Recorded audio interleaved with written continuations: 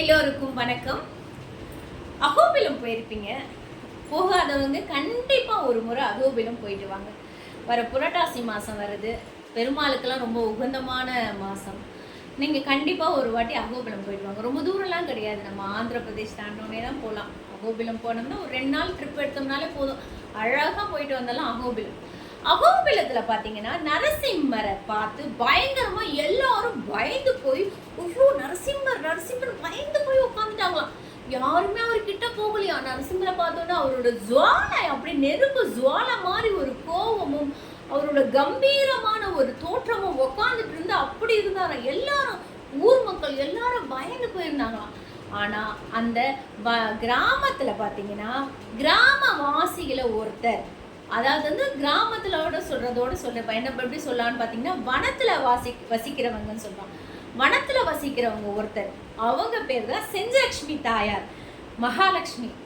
அவங்க அவரை பார்த்து தூணுக்கு முன்னாடி அப்படி மறைஞ்சிக்கிட்டு அப்படி பார்த்து ஸ்மைல் பண்ணாங்களாம். அந்த புன்னகையை பார்த்தோன்னா அவருடைய கோபம் எல்லாம் அப்படியே போயிடுச்சான். போயிட்டோன்னா அந்த செஞ்சலட்சுமி தாயாரை ஒரு திருமணம் பண்ணி மடியில் உட்கார வச்சுக்கிட்டாராம்.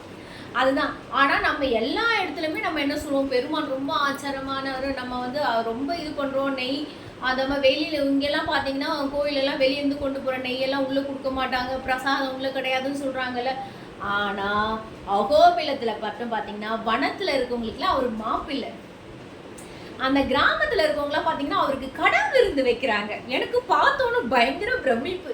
நானே 48 நாள் ரொம்ப விரதம்லாம் இருந்து போய் தரிசனம் பண்ணால் போனால் கடா வெட்டி பிரியாணி செஞ்சு பயங்கரமா இலை போட்டு அவருக்கு படையிலிட்டு இருக்காங்க.